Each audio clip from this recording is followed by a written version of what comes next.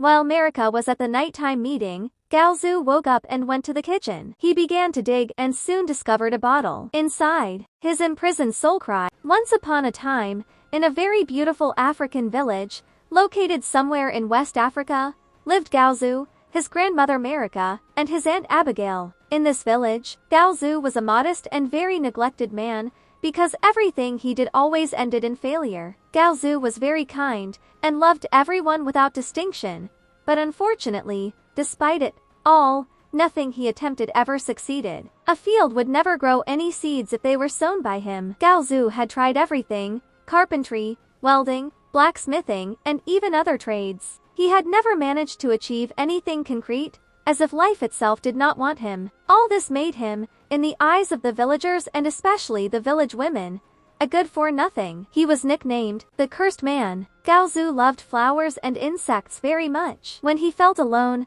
only the insects were his comfort. Gaozu had lived since his early childhood with his grandmother Marika, an old woman who appeared very kind, but with deeply hidden secrets. Marika, the grandmother, was an old woman who inspired fear in the village because of her very advanced age. On this subject, rumors were told about her. According to some village women, old Marika must be a witch. According to them, this was the only possible explanation. The grandson was cursed, but by whom? While the grandmother was a witch, Gaozu often argued with the villagers, both men and women, who dared to call his grandmother a witch in the village. But if only he knew the secret she kept within herself. Every day, Gaozu asked his grandmother a very important question. He wanted to know who his parents were. To answer, she would say with a very irritated look, "I don't know, don't ask me that." Worried, Gaozu would fall silent to avoid angering her for too long, and it had always been like this since his early childhood. Gaozu and his grandmother Marika were very poor.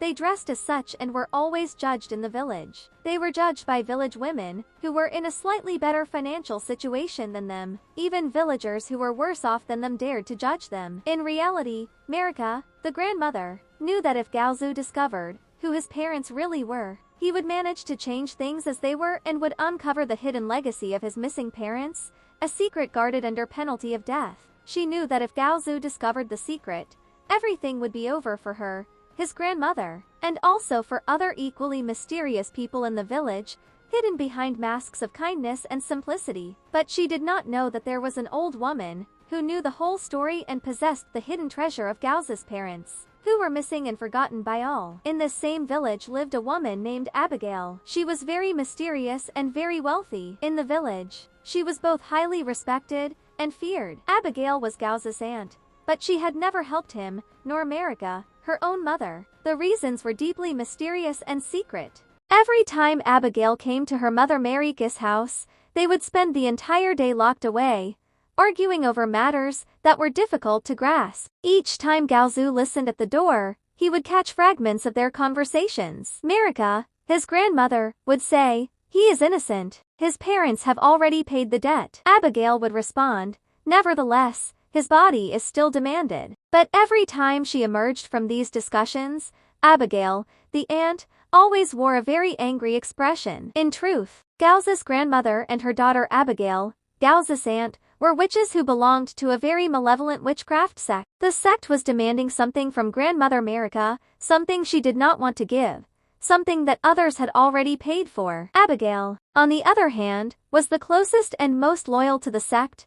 She was constantly under pressure from their evil leader. But who, in reality, was the person they wanted to sacrifice, and why? And who were those who had already paid the price in that person's place? Everyone in the village hated Gaozu because they considered him cursed. The village king, called Fritaka, was an extraordinarily wicked man. He ruled the village with an iron fist of terror. Every full moon, he would make a villager disappear, but no one knew what became of that person. King Fritaka had an estate in the forest that no one was permitted to enter. King Fritaka had a daughter named Fanta. She was very kind and respectful. Fanta was an honest girl who loved butterflies and flowers very much. Fanta did not hate Gaozu. In fact, she longed to meet him one day. Fanta was always imprisoned in the royal palace. Her father, King Fritaka, did not want her mingling with the poor and miserable villagers. A few days later, the arrival of a mysterious old woman named Vilada became the talk of the village. It was said that this old woman was very mysterious and strange, and that she wished to meet the cursed child, Gaozu. Vilada was a spiritual woman radiating a very powerful aura. No witch could do anything to her. From the moment of her arrival, the sect began to fear this woman, for she was capable of revealing their identities in the village. What did she want to tell Gaozu, and why? Out of all the people in the village, had she chosen only Gaozu? Why was the witches' sect so afraid of this mysterious old woman? Meanwhile, King Fritaka, in his palace, with a terrified expression, ordered his guards not to dare approach this old woman, nor allow her near the royal palace under any circumstances. The king was in a state of panic. In reality, King Fritaka was also a sorcerer and part of the village's evil sect. In order to be forever feared and respected, the king had to perform human sacrifices every full moon. King Fritaka had to sell a villager's soul to the demon in the forbidden part of the forest. Every person in this sect had made pacts, except for Gaozu's grandmother. She had made none. King Fritaka and Abigail had made them, each with different pacts. Gaozu's aunt, Abigail, was known to be the most beautiful, but she was also feared by all. For every night she had to lie with an invisible demonic entity. A few days after the arrival of the unknown old woman in the village, the witches of the evil sect held a nocturnal meeting. Their demonic master demanded that Grandmother Marika deliver her grandson's soul before the third moon, under threat of terrible reprisals. If Gaozu was a good-for-nothing today, it was the doing of that same grandmother. She had captured his spirit and sealed it away in an unknown place. Why had she done such a thing to her own grandson? That night, in the sect's lair, where King Fritaka, and Abigail, and Grandmother Marika were gathered, the malevolent spirit that commanded them declared that Gaozu had to be sacrificed, for he represented a dangerous threat. The next morning, Marika was strangely anxious. Gaozu, following his routine, went out to go about his tasks. It was then, while picking flowers in the forest, that he encountered a mysterious old woman. As soon as their eyes met, Gaozu had a sudden sense of déjà vu, though he couldn't say why. Politely, he asked where she came from, having never seen her in the village before. The old woman, without smiling, replied, "My son, I am a powerful seer. I know what you do not, and I see hidden things. You are cursed. Your soul has been sealed. That is why you are a failure." Without naming those responsible, she added, "If you wish to know more, come visit me tonight in my den." Meanwhile, Grandmother Marika was thinking aloud, "I have reduced my grandson to nothing. I stole his soul for a ritual." Just as she was about to confess to the walls, Gaozu returned home, and she abruptly fell silent. For her part, the mysterious old woman had also crossed paths with Princess Fanta in the forest. She told her, "My child, you are the one who has been so deceived. You are the hidden face of good in this village. Your true origins are veiled, and you will meet someone very soon." Dismissive, Fanta didn't really listen, and continued on her way, not bothering to understand. A few days later, Gaozu happened to meet Princess Fanta in the forest. A strange feeling washed over him. Fanta, however, fell for his charm, while Gaozu only felt a brotherly affection. They chatted for a while. Smitten, Fanta confessed her love and desire for him. Gaozu, modest, refused, explaining that his feelings were not mutual. Offended, Fanta retorted, "Instead of counting yourself lucky that a princess loves you and is willing to offer herself to you, you play the serious one." Gaozu replied, "I'm sorry, but I have the feeling that you and I are connected by another bond." With those words, Gaozu fled. Furious, the princess swore to destroy his life in the village. In reality, the old woman was a medium capable of seeing tormented souls. She had come from a neighboring village after being visited by the spirits of Gaozu's parents. They had begged her to help their son by warning him of the terrible past tragedy, revealing the identity of his true enemies, the truth about his origins, and the existence of his secret twin sister. Her mission was to awaken Gaozu to his true destiny, but she knew that by speaking, she risked death, for a powerful curse struck anyone who revealed these secrets. This was also why the village witches feared her so much. Her power was capable of defeating any one of them. A few nights later, Gaozu went to the old woman's den. "I want to know my origins," he said. The old woman smiled. "My son, I will reveal this to you. You are a good person, but your soul has been stolen." "By whom?" asked Gaozu. By your grandmother, the one who is your only family. Your parents are dead, but she could not finish her sentence about his parents' identity and his twin sister. A mysterious force strangled her. Before vanishing without a trace, she managed to whisper, "Go to the kitchen, dig into the earth, and you will find your soul. Free it and let destiny guide you. Farewell, my son. Good luck." Terrified, Gaozu ran home. He wanted to tell his grandmother everything, but remembered the old woman's warning. He decided to remain silent and investigate for himself. That same night, a meeting was convened in the sect. The demon demanded that King Fritaka sacrifice his daughter, Fanta, under penalty of losing his place in the sect and his life. Fritaka refused, for this girl was everything to him. It was then that Abigail intervened. "Do it. She isn't your biological daughter, is she, mother?" Grandmother Marika answered with a yes. While Marika was at the nighttime meeting,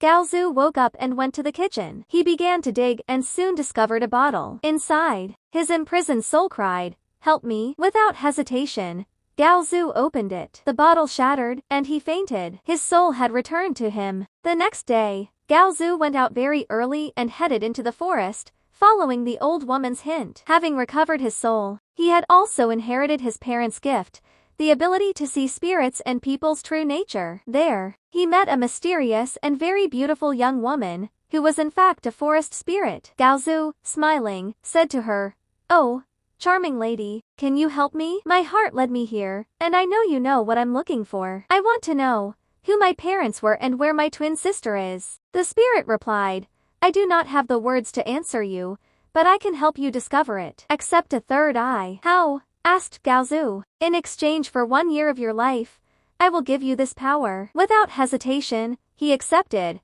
unaware of the consequences of this pact. That is how he obtained the third eye. Meanwhile, Marika had decided to sell Gaozu's soul to their demonic master to save her own life. But searching for the bottle in the kitchen, she could not find it. "Curse it. He has recovered his soul. But who helped him?" "Grandmother." "Who are my parents?" suddenly asked Gaozu, appearing behind her. Marika, terrified, could no longer lie in the face of Gaozu's third eye. She told him the whole truth. Many years before the birth of Gaozu and his twin sister, their father was a powerful occultist, respected and unbeatable, who refused to teach his art. King Fritaka, in collusion with the father's sister, Abigail, who was a jealous and mediocre witch, hatched a plot. They managed to defeat the father. The mother was assassinated by the evil spirit. The twin daughter was given to King Fritaka as spoils of war, and the grandmother Marika kept Gaozu. That is how Gaozu discovered that Princess Fanta was his twin sister. The revelation only half surprised him. His grandmother told him, "You are a fool, Gaozu. Why did you make that pact? That spirit is dishonest. It will steal your life." "I know," replied Gaozu, "but it will allow me to read you all of your witchcraft." With a snap of his fingers, he absorbed his grandmother's witchcraft and sealed her in a bottle, then set out to take revenge on the other witches. Abigail discovered that Gaozu had stripped Marika of her magic and that she would soon die. She decided to flee but crossed paths with Gaozu on her way. Like an avenging spirit, he in turn took her witchcraft and sealed her away. Then, he went to the royal palace. In a battle of black magic, King Fritaka lost and suffered the same fate. Only the demonic master remained. Unfortunately, all those who lost their witchcraft were condemned to die. Thus, the 3 fallen witches lost their lives. This did not affect Gaozu in the least, now untouchable and ready for his final confrontation. The final battle against the demonic spirit was of unimaginable violence. Gaozu, armed with his third eye, and the powers reclaimed from his enemies, faced the master of the witches in the forbidden clearing, the heart of the sacred forest. Bolts of black energy clashed with the silvery gleams of his own magic, the pure legacy of his parents. Each of the demon's spells was a form of torture, but each of Gaozu's counterattacks was an act of justice. But the demon's power was fed by centuries of dark pacts. Gaozu understood he could not destroy it, only contain it. At the height of the confrontation, he drew to himself all the flows of black magic emanating from the forest, the sealed bottles, and even the remnants of witchcraft from Abigail, Fritaka, and Marika. He concentrated them into a single point, forming a vortex of shadows, in which he trapped the demonic entity. Then, using his own soul as the ultimate seal, he bound the vortex within his own body. And so, the evil shall follow the last of the sorcerers to the grave, he murmured, a glimmer of peace in his gaze. As he fell to his knees, exhausted and victorious, his sister Fanta arrived, alerted by a heart-wrenching premonition. She saw her brother, her only true family, radiate a pale light and then gently fade. Brother, no. Why? Fanta, my twin. The price was heavy, but the balance is restored, he said in an increasingly faint voice. The village is free. You are free. And with those words, Gaozu lay down upon the earth, a final breath leaving his lips. His body ceased its struggle, and finally moved toward the eternal rest he deserved. But Gaozu's death did not mark the end of magic. The vortex of dark energy he had sealed within himself was released at his death. Seeking a new host, it rushed toward the nearest heart, the most wounded, the most thirsty for vengeance, Fantis. She screamed, not in pain, but in power. The black magic, raw and corrosive, flooded every fiber of her being. She then saw the entire truth, the plots, the betrayals, the death of their parents, the exploitation of her brother. An icy and absolute rage replaced her grief. They took my brother. They took my life. Now, I will take everything. Her first act as the nascent queen of chaos was to walk toward the sacred forest, the place that had hosted the sex meetings, protected secrets, and nourished demons. She raised a hand, and the dark magic answered her call. A spectral fire, cold and devouring, sprang from her palms. It did not burn the trees but the very souls attached to them. The sacred forest became a ghostly inferno, a silent scream that marked the end of an ancient world. Then, she walked toward the village. The inhabitants, terrified witnesses to the supernatural fire, fell to their knees before her overwhelming aura, and the eyes dancing with the flames of the charred forest. She entered the palace, moved Fritaka's scorched throne, and sat upon it. Fanta, the deceived princess, now the heir to all the darkness of the kingdom, was no longer the naive young woman. She had absorbed the power that killed her family and her brother and made it her own. Her reign would not be one of light, but of ashes and fulfilled vengeance. She now ruled, not by royal blood, but by blood spilled and the dark magic that whispered in her veins, a terrible, mournful tribute to Gaozu, the brother who sacrificed himself so that she could, at last, exist in her full power. Sometimes, the greatest courage is not to conquer, but to sacrifice oneself to break a cycle of evil. True strength can rise from the ashes of sacrifice, but beware of what you choose to make of it, vengeance or a new beginning. And so concludes the epic of Gaozu the Sacrificed and Fanta, the Queen of Ashes. Their destiny reminds us that our choices, even in darkness, shape the world of tomorrow. See you very soon for a new tale, where the shadows of the past will whisper other secrets. I promise you an adventure just as enchanting, between magic and destiny. Little riddle, answer in the comments. I am taken to be given. I am lost so that you may gain. The fire that consumes me can destroy everything, or reinvent everything. What am I? Leave your answer in the comments. The truth is sometimes hidden at the heart of sacrifice.